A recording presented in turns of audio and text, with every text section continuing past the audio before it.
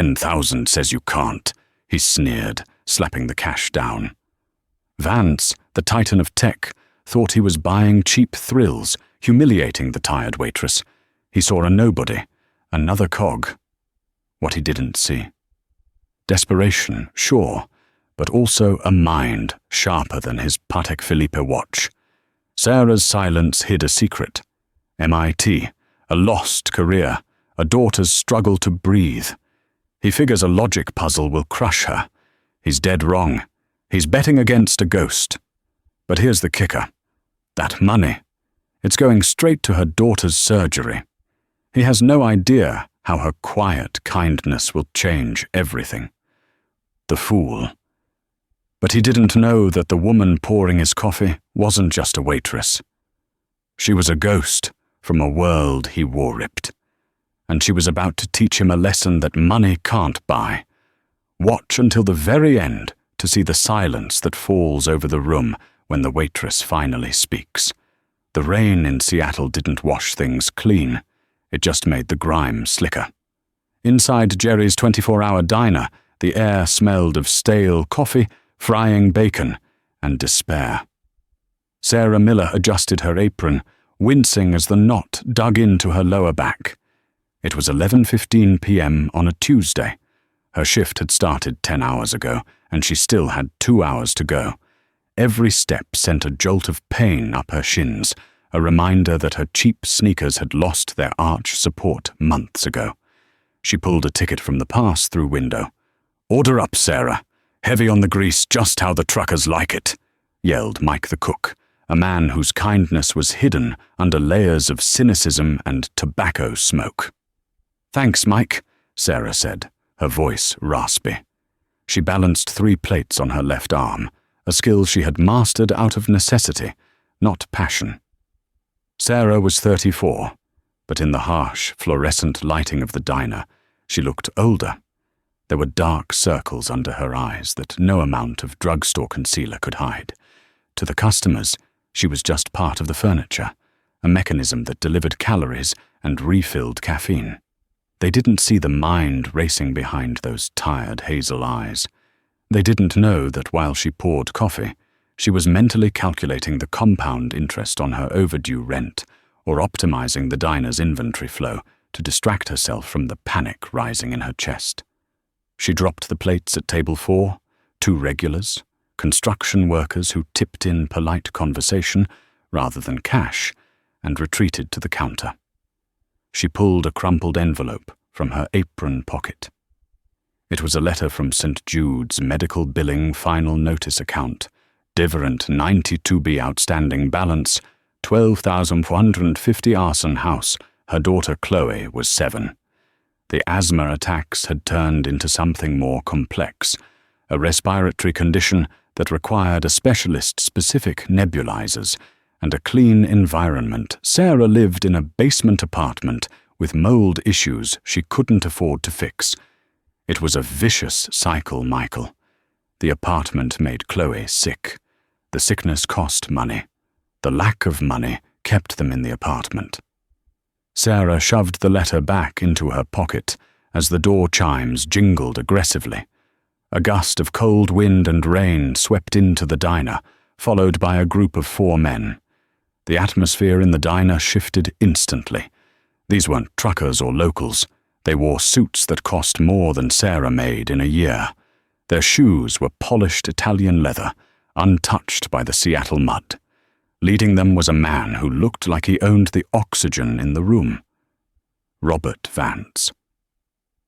Sarah recognized him immediately, not because she moved in his circles, but because his face was plastered on the business magazines left behind in the booths. CEO of Vantage Logistics, a tech billionaire known for ruthless efficiency and an ego the size of a skyscraper. Vance scanned the diner with a look of undisguised disgust. He checked his watch, a Patek Philippe. "My driver said the flat tire would take 40 minutes to fix," Vance announced to his entourage, his voice booming. 40 minutes in this purgatory. Incredible. He pointed to the large booth in the corner, the one Sarah had just wiped down. We'll sit there and someone get this table recaned. It looks like a bacteria farm." Sarah felt a tightness in her chest. It wasn't fear. It was exhaustion mixing with pride. She took a deep breath, grabbed her rag and the spray bottle, and walked over. "Welcome to Jerry's," she said, her voice flat but professional. "I just sanitized this table, sir. But I can do it again if it makes you comfortable." Vance didn't look up at her face. He looked at her hands, red and chapped from the sanitizer, then at her stained apron. "Don't speak to me about comfort," Vance sneered, sliding into the booth. "Just bring us coffee black, and if you have anything that isn't deep-fried, bring that too. Though I doubt you understand what organic means." His colleagues chuckled, a sycophantic, nervous sound. Sarah's jaw tightened. She sprayed the table, wiping it with forceful, precise circles. "I'll bring the menus," she said. As she walked away, she heard Vance's voice, loud and clear. "It's tragic, really. You see people like that. They settle. No ambition, no intellectual curiosity. They're just drones, biological drones." Sarah stopped it. Her hand gripped the coffee pot so hard her knuckles turned white. "No ambition," he had said. If he only knew. 20 minutes later, the table was covered in papers. Vance and his team were arguing, or rather, Vance was berating them while they nodded. The logic doesn't hold. Vance slammed his hand on the table, rattling the silverware. "The algorithm for the shipping routes is bleeding efficiency in the chaotic nodes. We're losing 4% on the Trans-Pacific handoff because the variable integration is too slow." One of the younger associates, a man named Kevin, who looked like he was about to cry, adjusted his glasses. "Sir, we've tried the standard Monte Carlo simulations. The variables are just too unpredictable. Weather, customs, fuel prices. It's an unsolvable chaos factor." "Nothing is unsolvable," Vance roared. "You're just not thinking. You're thinking like her." He gestured dismissively towards Sarah, who was refilling their water glasses. Sarah froze. The water pitcher hovered over the glass. Vance looked at her, a cruel smirk playing on his lips. "No offense, sweetheart. I'm sure you're very good at carrying things, but we're discussing problems that require a certain cognitive caliber." Sarah slowly set the picture down.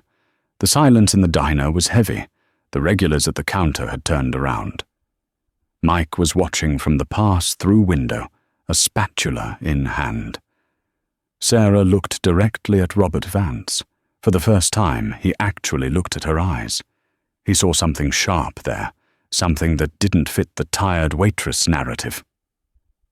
"Chaos theory isn't about eliminating unpredictability, Mr. Advance," Sarah said quietly. "It's about finding the deterministic laws hidden within the disorder. If your Trans-Pacific handoff is losing 4%, it's not because the variables are random.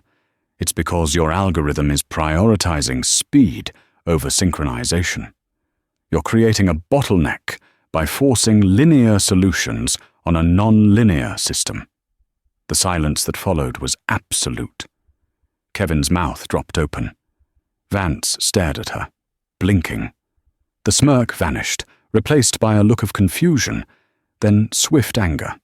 He felt humiliated.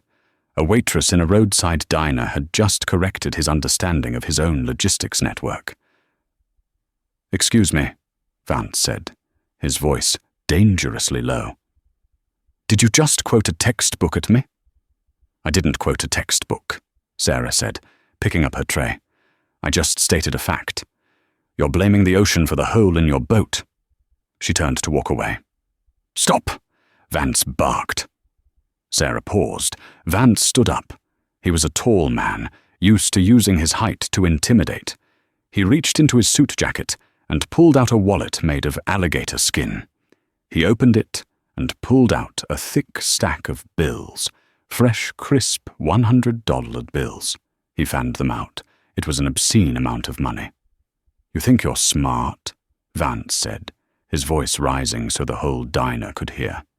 "You picked up a few buzzwords from a movie, or maybe a community college class you dropped out of." "I need to get back to work," Sarah said, though her heart, Clear's throat, was hammering against her ribs. "No," Vance said, stepping between her and the kitchen. "You humiliated me. You interrupted a billion-dollar meeting to stroke your little ego. So let's test it." He slapped the stack of cash onto the table. Whack! "That is $10,000, Vance announced. "I keep it for emergencies, bribes, tips, whatever." He grabbed a paper napkin and a gold fountain pen from his pocket. "If you know so much about logic and variables," Vance hissed, "prove it. I'm going to give you a puzzle, a logic gate problem my lead engineers use to vet high-level recruits. Most of them fail." He leaned in close, smelling of expensive cologne and aggression. "If you solve it, the money is yours. $10,000 tax-free. Probably more than you make in 6 months cleaning up slop." Sarah looked at the money. $10,000. It was the surgery. It was the rent. It was the mold remediation. It was Chloe breathing freely. "And if I lose?" Sarah asked, her voice steady. Vance smiled, a shark sensing blood. "If you lose, you apologize to me and my team loudly. You admit you're a fraud." And then he looked around the diner. "Then you quit.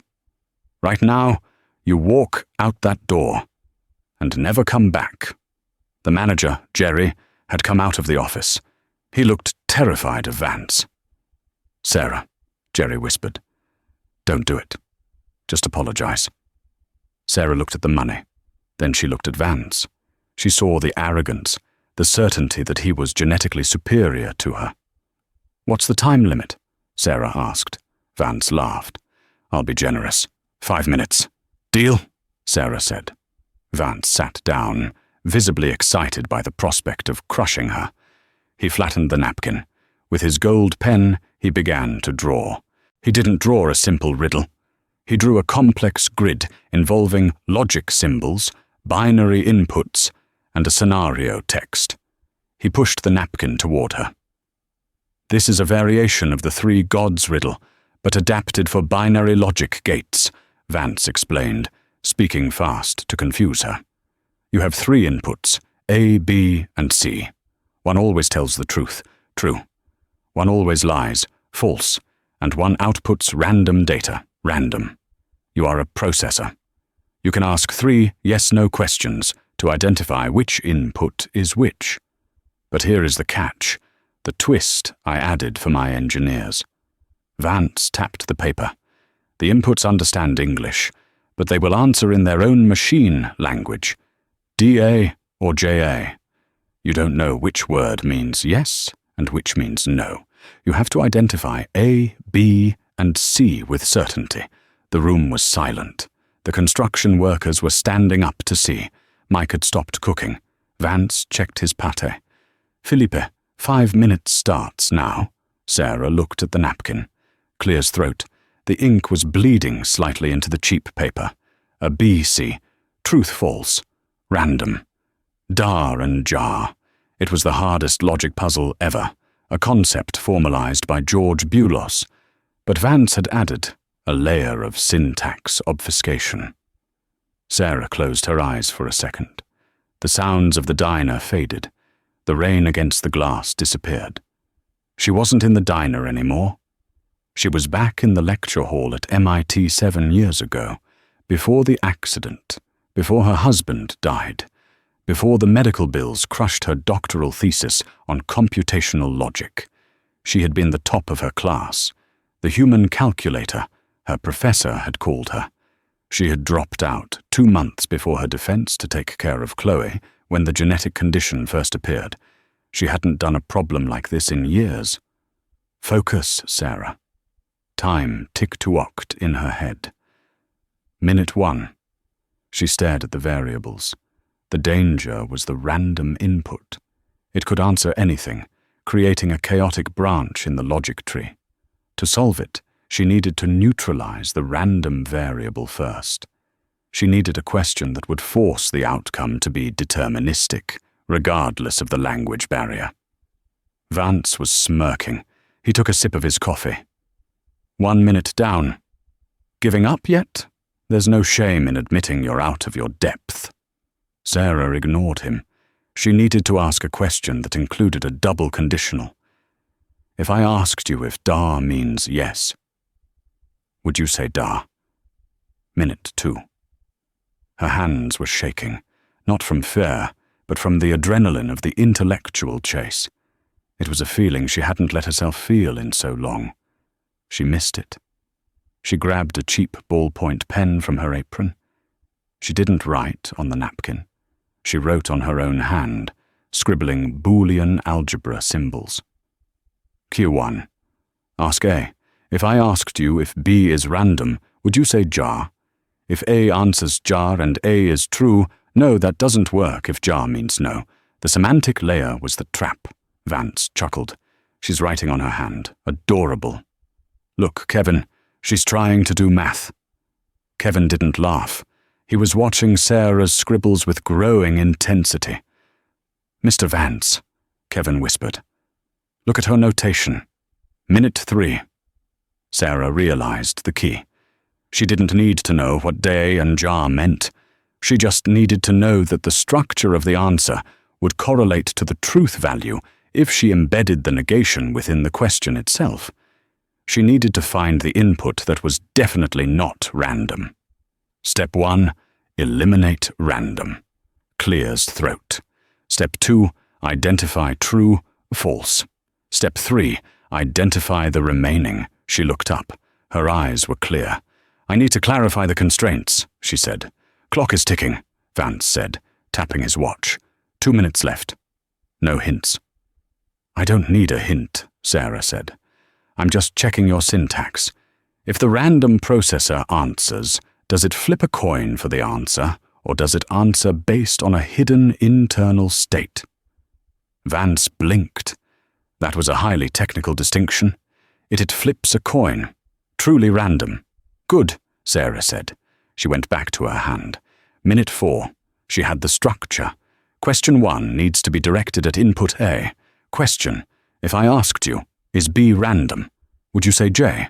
If A says J, then either B is random, if A is true and J yes, or B is random. If A is false and J yes, wait, she ran the truth table in her mind. It was a biitional statement. If the answer is jar, then C is not random. If the answer is day, then B is not random. She had found the anchor. Once she had a non-random entity, she could ask that entity to identify the others. 1 minute, Vance called out, his voice loud and theatrical. Get ready to pack your bag, sweetheart. Jerry, you might want to start looking for a new waitress. Sarah capped her pen. She took a deep breath. She looked at the $10,000. She thought of Chloe's nebulizer hissing in the night. She thought of the look on the doctor's face when he said, "We can treat this, but insurance won't cover the new protocol." She looked at Robert Vance, the man who thought the world was his playground. "I'm ready," Sarah said. Vance raised an eyebrow. "Really? You have 40 seconds. Let's hear it. Solve the unsolvable." Sarah leaned over the table. She didn't look submissive anymore. She looked like a professor addressing a slow student. "The difficulty isn't the logic," Sarah began, her voice gaining strength. "It's the language barrier combined with the random variable. To solve it, you use a counterfactual, embedded conditional." She pointed to the imaginary input. Question 1. I ask input A. If I asked you if input B is random, would you say jar? Vance frowned. He leaned in. If A answers jar, Sarah continued, speaking faster now, then input C is not random. If A answers day, then input B is not random. This works regardless of whether jar means yes or no, and regardless of whether A is the liar or the truth teller. It isolates the chaos. Vance's associates exchanged stunned looks. Kevin whispered, "Holy, that works." That eliminates the random variable in step 1. I'm not done, Sarah said, cutting through the murmurs. Let's assume the answer was jar. That means C is not random. Clears throat. So now I have a reliable source. Question 2. I ask input C. If I asked you if jar means yes, would you say jar? If C says jar, then C is the truth teller. If DAC is the liar. Sarah slammed her hand on the table, mimicking Vance's earlier gesture. Question 3. I ask input. Is input A the random one? Since I know C's identity and the language syntax from question 2, I can now identify A. By elimination, I identify B. She stood up straight, wiping a bead of sweat from her forehead. 3 questions. Variables identified. Logic gate resolved. Sarah crossed her arms. Pay up. The silence that followed Sarah's explanation was heavier than the humid Seattle air outside. It wasn't just quiet. It was a vacuum. The fry cook, Mike, stood with a spatula suspended in midair, grease dripping unnoticed onto the floor. The 2 construction workers in the corner booth had stopped chewing, sensing that something momentous, something violent in an intellectual sense had just occurred. Robert Vance stared at the napkin. The ink of his own handwriting looked back at him, mocking him. He mentally traced the logic Sarah had just laid out. He looked for the flaw. He looked for the stutter in her reasoning, the gap in the syntax. He found nothing. His mind, usually a fortress of unassailable confidence, began to crack. He reran the simulation. If A says, JC is not random, it held up. It was elegant. It was efficient. It was the kind of solution he paid his chief technology officers $500,000 a year to find. And usually they failed. Well, Sarah asked. She didn't shout. Her voice was calm, the voice of someone who knows the earth is round while everyone else is arguing it's flat. The 5 minutes are up, Mr. Vance, and unless you have a counterproof to Bulis's logic, the money is mine. Vance's face went through a spectrum of colors. First, the flush of embarrassment, a deep crimson rising from his neck. Then, Claw's throat, the pallor of shock. Finally, it settled into a cold, hard grey, the color of a man whose reality had just been shattered. It works, whispered Kevin, the bespectacled associate. He looked at Sarah with wide, terrified eyes. Sir, she's right. The embedded conditional bypasses the semantic ambiguity. It's actually brilliant. Shut up, Kevin, Vance hissed, though the venom was gone from his voice, replaced by a dull shock. Vance looked up at Sarah. For the first time, he didn't see the stained apron or the cheap sneakers. He saw the face of a woman who had just outmaneuvered a titan of industry while smelling like old coffee. Who are you? Vance asked. It wasn't a rhetorical question anymore. Waitresses don't quote George Bulos. Waitresses don't solve binary logic gate problems in 3 minutes using negation syntax. Who are you? Sarah didn't answer immediately. She picked up the coffee pot and topped off his mug, a deliberate gesture of servitude that now felt like an ironic power move. I'm just a biological drone, Sarah said, throwing his own insult back at him. Remember, no ambition, no intellectual curiosity. Don't play games with me, Vance snapped, though his hand trembled slightly as he reached for his water. You didn't just learn that on YouTube. That approach, the way you structured the random variable elimination, that's specific. That's the Callaway method. The name hung in the air like smoke. Dr. Thomas Callaway, the godfather of modern computational logic, a man who was notorious for taking only 3 doctoral students a decade at MIT. He was a myth in Silicon Valley, a recluse who had laid the groundwork for the algorithms that ran everything from stock markets to drone swarms. Kevin gasped. He pulled out his phone. his thumbs flying across the screen. He typed furiously, searching databases that normal people didn't have access to. Archived academic journals, alumni lists from the mid-2000s. No way, Kevin breathed. He looked from his phone to Sarah, then back to the phone. Robert, look at this. He shoved the phone under Vance's nose. On the screen was a grainy photo from an academic conference in Zurich, dated 7 years ago. It showed a younger woman receiving an award. She was dressed in a blazer, her hair done up, smiling with a hope that the current Sarah seemed to have lost. Next to her was Dr. Thomas Calloway.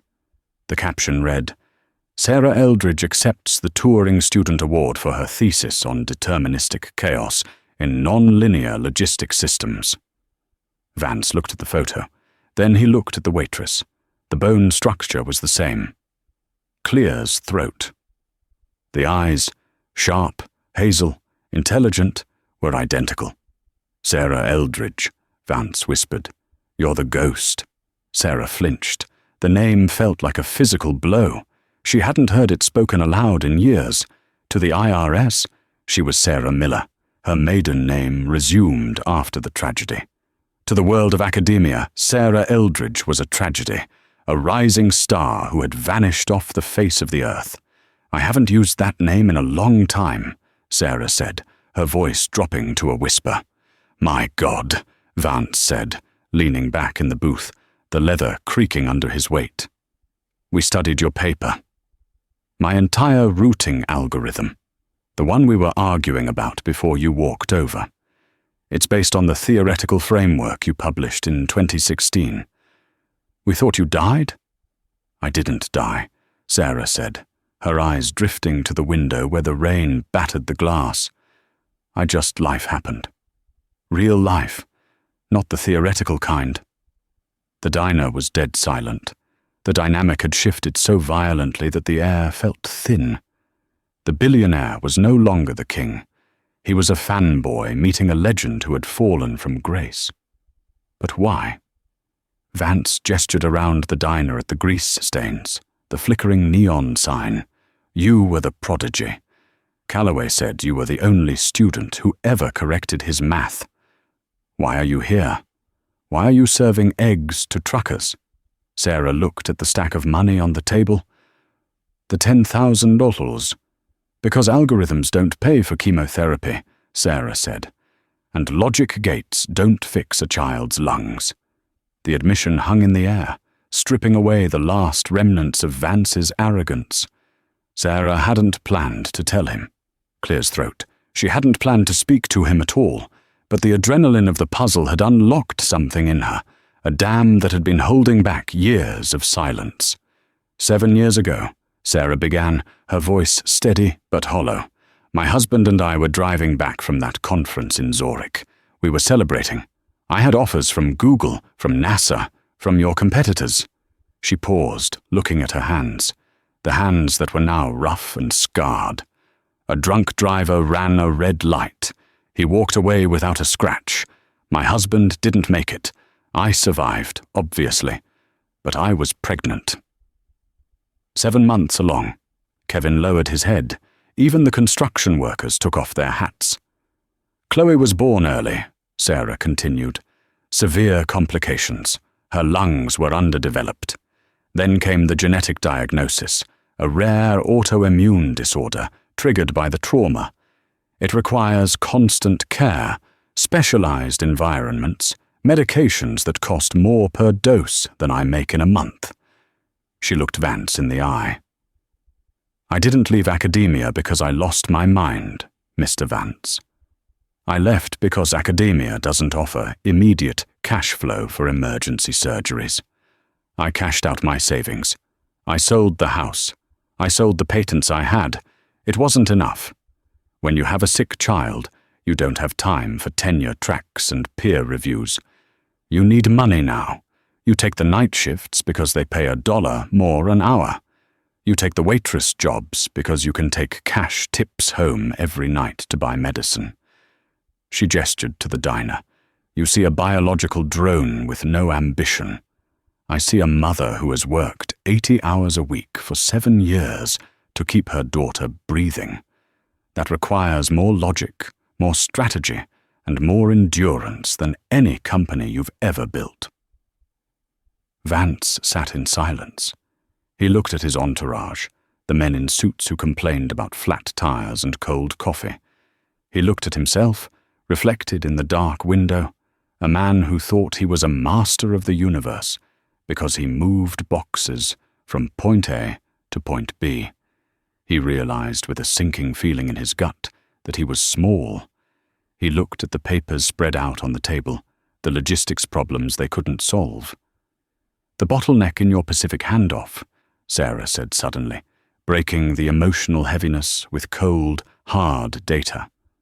"It's not the weather, it's your variable waiting. Your waiting cost higher than time in the subroutine. In a non-linear system, if you delay for cost, you create exponential delays downstream. Invert the matrix. Prioritize flow over cost for the first leg of the journey. You'll lose money on the fuel, but you'll gain 12% efficiency on the docking turnover. You'll save $40 million a year." Vance stared at her. She had just solved the problem that had plagued his company for 6 months off the top of her head while standing in a diner uniform. "You just gave me a $40 million consulting tip," Vance said quietly. "For free." "Consider it a bonus," Sarah said. "Now the bet. You lost. I won." Vance looked at the stack of 10,000. He picked it up. The rubber band snapped. He didn't just hand it to her. He stood up. The power dynamic had fully inverted. He felt the need to stand to be on her level. "You're right," Vance said. "I lost." He held out the cash. Sarah took it. Her hands didn't shake. She put the thick stack into her apron pocket, right next to the threatening letter from St. Jude's medical billing. "Thank you," she said. "Now, if you'll excuse me, I have to clean the grease trap before my shift ends." She turned to walk away. "Wait," Vance called out. Robert Vance didn't just stand up. He scrambled. The composure of the billionaire CEO, usually as impenetrable as the firewall on his servers, had completely evaporated. He moved around the edge of the booth, his expensive Italian loafers squeaking slightly on the linoleum floor, effectively blocking Sarah's path to the kitchen. For the first time all night, his posture wasn't one of dominance, it was one of frantic acquisition.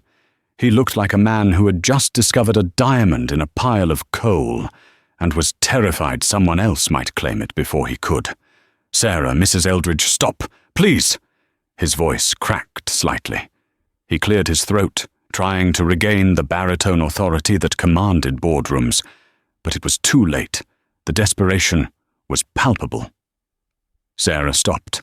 She held the coffee pot in one hand and the dirty rag in the other, the symbols of her current station. She looked at him with a gaze that was disturbingly calm. She had the $10,000 in her pocket, and for the first time in years, the crushing weight on her chest had lightened. She didn't need to listen to him, but she waited. Vance reached into the inner pocket of his bespoke suit jacket. His hand trembled, just a micro tremor, invisible to most. But Sarah caught it. He pulled out a business card. It wasn't paper. It was a heavy matte black titanium card with his name and direct line embossed in gold. It was a token usually reserved for heads of state and potential merger partners. He held it out to her like a religious offering. "We need to talk," Vance said, the words tumbling out in a rush. "Real talk. Not riddles, not games." "I have tables to bus, Mr. Vance," Sarah said coolly. "And you have a flat tire to wait for." "Forget the tire. Forget the tables," Vance said, stepping closer, invading her personal space. Not to intimidate, but to implore. "I want you to come work for me. Advantage Logistics." The room went deadly silent. The hum of the refrigerator, the sizzle of the grill, the rain against the glass, it all seemed to fade into the background. every ear in the diner was tuned to this frequency. "I'm serious," Vance continued, his eyes locked on hers, searching for a flicker of interest. "I'm not talking about an entry-level analyst role. I'm talking about the executive suite. I want you as my chief strategy officer. You saw the floor in the Pacific, routing in 10 seconds. My team has been bleeding cash on that for 6 months. You have the mind of an architect, Sarah. You see the code behind the reality." He took a breath, calculating his next move. He did what he always did. He threw money at the problem. "Start tomorrow morning." "No, start tonight. I'll have the contract drawn up within the hour. Base salary." He paused, gauging her. $200,000. "No, let's be realistic. $300,000 a year, plus stock options, plus a signing bonus equal to your annual salary." Mike the cook leaned so far out of the pass-through window, he nearly fell. $300 grand? He mouthed, his eyes wide. Sarah didn't blink. She looked at the metal card. Vance saw her hesitation, or what he thought was hesitation, and pressed harder. He knew her weak point. He had heard her story about the daughter, the illness, the crushing debt. "And the benefits," Vance said, his voice dropping to a conspiratorial whisper. "Full executive benefits package, the platinum tier. It covers everything, Sarah. Pre-existing conditions, experimental treatments, out-of-network specialists. You mentioned your daughter, Chloe. If she needs the best respiratory specialists in Switzerland, the company flies her there. If she needs medication that costs $5 grand a dose, we pay for it. No co-pays, no deductibles, just fixed." Sarah felt a physical pull in her gut. It was a visceral, agonizing temptation. She looked down at the scuffed floor. She thought of the letter from St. Jude's medical billing in her pocket. She thought of the sound of Chloe's breathing at 3 a.m., Clear's throat. That terrifying high-pitched wheeze that signaled her lungs were fighting a losing battle. Vance was offering her the Holy Grail. He was offering her a magic wand to wave away the misery of the last 7 years. In one sentence, he could erase the moldy apartment, the debt collectors, the fear. He was offering her life. "Take it, Sarah," Mike yelled from the kitchen, breaking protocol. "For God's sake, take the money." Even Jerry, the manager, who was terrified of losing his best waitress, nodded vigorously from the corner. "He's right, Sarah. You have to." Sarah reached out, her rough, chapped fingers brushed against the smooth, cold metal of the business card. She took it from Vance's hand. Vance exhaled a long sigh of relief.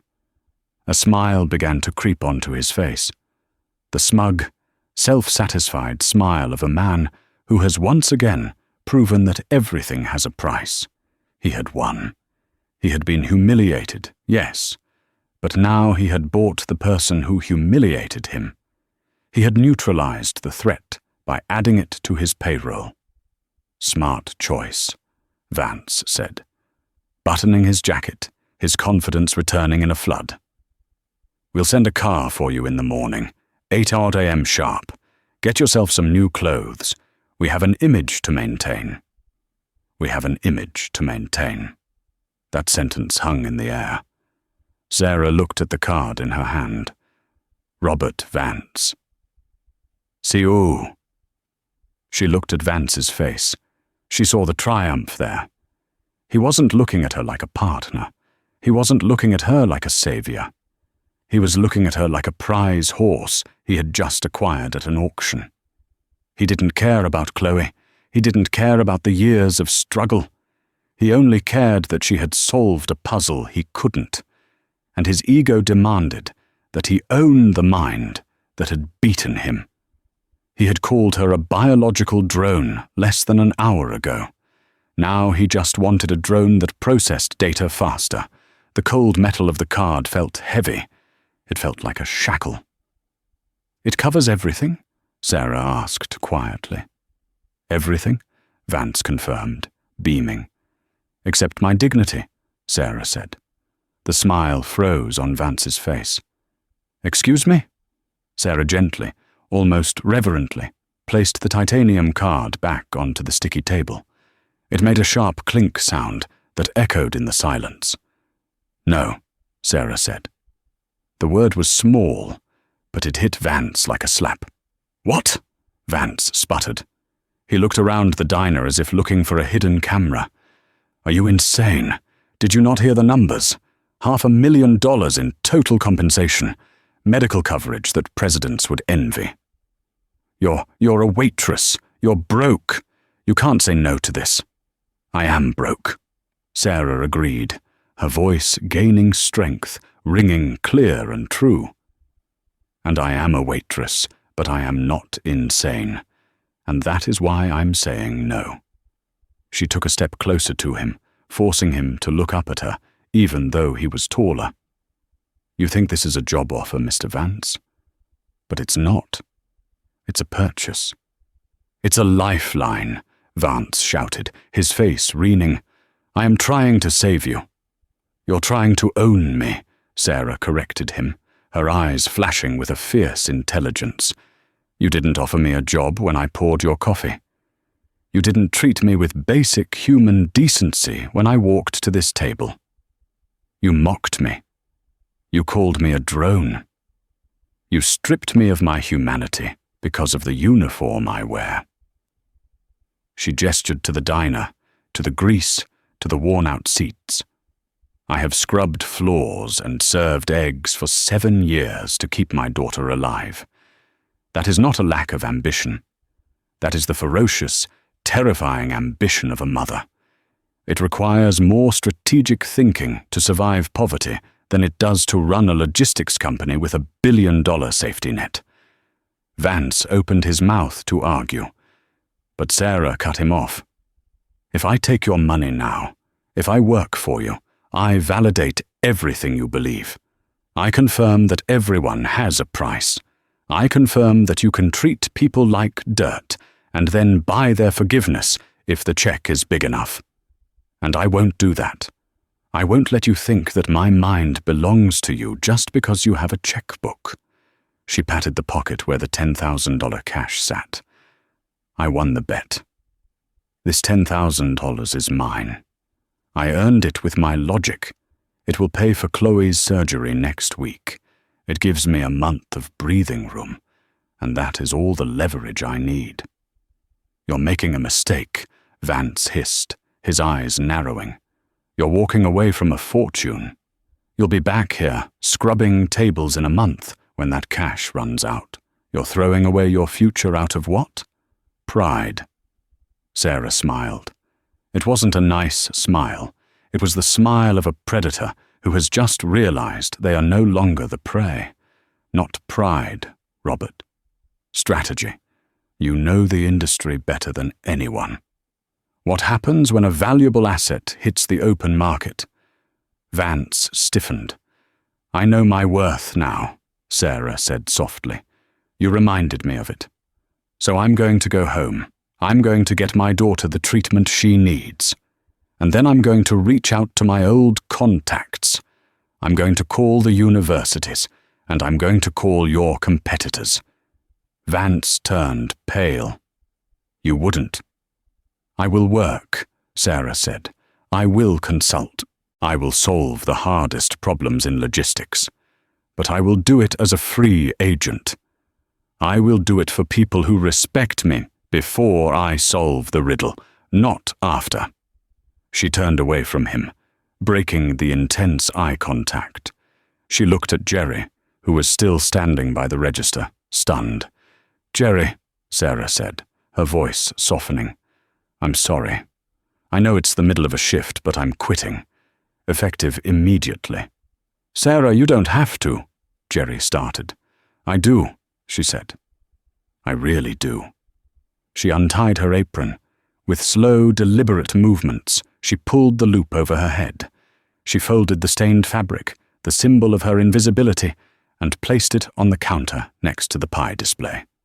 She turned back to Vance one last time. He was still standing there, clutching his rejected metal card, looking smaller than he ever had in his life. "Goodbye, Mr. Vance," Sarah said. "Thank you for the tip, and thank you for the reminder that I am capable of more than just carrying your coffee." She didn't look back. She walked past the stunned construction workers, past the wide-eyed cook, and pushed open the front door. The cold, wet wind of Seattle hit her face, but it didn't feel miserable anymore. It felt like a cleansing rain. It felt like the start of something new. Behind her, in the fluorescent glare of the diner, Robert Vance stood alone in the wreckage of his ego, holding a golden ticket that no one wanted, realizing that for all his billions, he was the poorest man in the room. 2 weeks had passed since the incident at Jerry's 24-hour diner, but for Robert Vance, the timeline felt distorted. The days dragged with a sluggish, grey inefficiency that no amount of coffee could cure. The executive suite of Vantage Logistics, usually a humming hive of billion-dollar decisions, felt like a moralium. Outside the floor-to-ceiling glass windows, the Seattle rain continued its relentless assault, blurring the city lights into streaks of melancholy neon. Vance sat alone in his office. His desk, a slab of imported obsidian that usually signaled power, was currently covered in failure. The quarterly projections lay spread out before him, marked with red ink.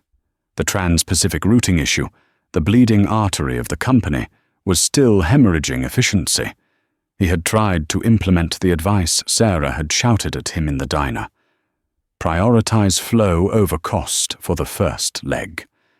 He had marched into the office the next morning, barking orders at his engineering team to invert the matrix. But they were engineers, not visionaries, without the underlying architectural logic, without the Callaway method. They were just plugging in numbers blindly. The system had rejected the changes. The algorithm had crashed. Vance rubbed his temples, feeling a headache pulsing behind his eyes.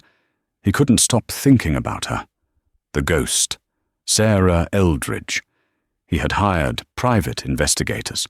Of course, he was a man who was used to buying what he wanted, and if he couldn't buy her loyalty, he would at least buy information. Clear his throat. But the reports had come back sparse. She had moved out of the basement apartment 3 days after the diner incident. She had vanished from the neighborhood. No forward address, no digital footprint. It was as if she had stepped out of the fog to humiliate him, and then dissolved back into it. Mr. Vance, the voice of his executive assistant, heavy with caution, broke his trance. Vance spun his chair around. "I told you no calls. Unless the Pacific Ocean has suddenly dried up, I don't want to hear about it." "It's not a call, sir," the assistant said, stepping into the room. She was holding a thick manila envelope. "It's a personal delivery. A courier just dropped it off. He said he was paid in cash to ensure it reached your hands only." Vance frowned. He looked at the envelope. It was plain, cheap, the kind you buy at a drugstore. But the handwriting on the front was precise, angular, and mathematical. To Robert Vance from S. Miller. Vance's heart hammered against his ribs, a sudden violent rhythm. He stood up, almost knocking over his ergonomic chair. "Leave it," he commanded. "And close the door." The assistant placed the package on the obsidian desk and retreated, sensing the volatility in the room. Vance stared at the envelope for a long minute. He felt a strange hesitation. For the last 2 weeks, he had convinced himself that she was just a fluke, a desperate woman who got lucky with a guess. If he opened this, he risked confirming that she really was the genius he feared she was. He reached out and tore the seal. There was no bomb, no glitter, no threat, just a stack of papers and a smaller white envelope clipped to the front. He opened the small white envelope first. A cashier's check fluttered out and landed on the dark desk. Vance picked it up, his fingers brushing the raised ink. Paid to the order of Robert Vance, amount 10,000 Halls Maxwells. He stared at the numbers. The zeros seemed to mock him. 10,000. To him it was a dinner tab. To her it was life support. Why would she send it back? Was this some kind of final insult? A declaration that his money was too dirty to touch? Confused, he turned his attention to the larger stack of papers. The first page wasn't a letter, it was a schematic. At the top, printed in standard font, was a title: Optimized Flow State Routing for Trans-Pacific Logistics, a patch for the Vantage network. Vance's breath caught in his throat. He flipped the page. It was code, pages and pages of it. But it wasn't just raw data. It was poetry, written in Python and C++. He saw the logic gates immediately. She hadn't just inverted the matrix. She had rebuilt the chaotic node handlers. She had introduced a stochastic delay variable that accounted for the randomness of the ocean currents and customs delays, turning the unpredictability into a predictable asset. He flipped faster. Page 4. Page 10. Page 15. It was the solution, the complete, unadulterated solution to the problem that had plagued Vantage Logistics for 6 months. She had done it. She had likely sat in a library or an internet cafe working on a public terminal, and she had out-engineered his entire department of Ivy League graduates. On the very last page, there was a handwritten letter on lined notebook paper. The ink was blue, the pressure of the pen firm. Vance sat down. He smoothed the paper out and began to read. Mr. Advance. By the time you read this, the check enclosed should be cleared. I used your 10,000. I had to. It paid for the immediate surgery Chloe needed to clear her bronchial airways, and it covered the deposit on a sterile ground-floor apartment near the specialist's clinic. For the first time in 7 years, my daughter slept through the night without coughing. You bought her that peace, and for that I will always be grateful. However, I cannot keep what I didn't earn on my own terms. That night in the diner, I took your money because I was a mother with no other choice. But every time I looked at that cash, I remembered how it was given. Clears throat. Not as payment for work, but as a wager on my incompetence. I remembered the laughter. I remembered that you looked at me and saw a biological drone. I am not a drone, Robert, and I am not a charity case. The attached document contains the full patch for your logistics network. I did the math over the last week, working at night while Chloe recovered. I ran the simulations against your public shipping manifests. It works. By my calculation, this code will save Vantage Logistics approximately $42 million in the first fiscal year alone. Consider the $10,000 I used as a consulting fee. The rest, the millions in savings, is a gift. Why give you a gift when you treated me so poorly? Because I wanted to prove something to you, and perhaps to myself. I wanted you to know that the woman who poured your coffee wasn't just lucky. I wanted you to see the work. Real value isn't generated by men in suits betting on failure. It's generated by solving problems. I don't want your job offer. I don't want to be your chief strategy officer. A leash made of gold is still a leash. I need to be somewhere where my mind is respected before my desperation is exploited. SPS, you asked who I was. I'm Sarah Eldridge, and as of this morning, I am the senior remote consultant for Nexus Freight. Vance froze. The letter slipped from his fingers. Nexus Freight. The name hit him like a physical blow to the stomach. Nexus was his biggest competitor. They were the scrappy, aggressive rival that had been nipping at Vantage's heels for years. They lacked the infrastructure, but they had always been hungry, and now they had the ghost. Vance swiveled his chair to the window, staring out at the grey skyline of Seattle. He could see the Nexus headquarters from here, a smaller building a few blocks down. He imagined the conversation, Sarah walking in, or perhaps calling via video link. No riddles, no humiliation, no prove to me you're smart. Just a recognition of talent. Nexus hadn't asked her to jump through hoops. They had just opened the door. He looked back at the check for 10,000. He had offered her $500,000, and she had turned it down to work for a fraction of that, just to keep her dignity. She had fixed his company for free, just to prove that she was better than him. A laugh bubbled up in his chest. It started as a dry rattle and grew into a genuine shaking sound of disbelief. He had spent his whole life playing 4D chess, thinking he was the grandmaster. But he had just been checkmated by a waitress who used his own money to get back on her feet, only to sign with the opposition. Vance picked up the cashier's check. He didn't tear it up. He didn't deposit it. He opened his desk drawer and pulled out a heavy glass frame that had once held a Businessman of the Year award. He dismantled the frame, Clear's throat, removing the award and tossing it into the wastebasket. He placed the $10,000 check inside the glass and sealed it. He walked over to the wall right next to his degrees from Harvard and Wharton and hung the framed check. It would hang there for the rest of his career. It was the most expensive lesson he had ever learned. It wasn't about the money. The $10,000 was nothing, and the $40 million saved by her code was everything. It was about the silence of the diner when she had outsmarted him, the silence of his office now. He walked back to his desk and picked up the phone. "Get me engineering," Vance said, his voice different now, humbler, quieter, "and get the legal team. We need to prepare.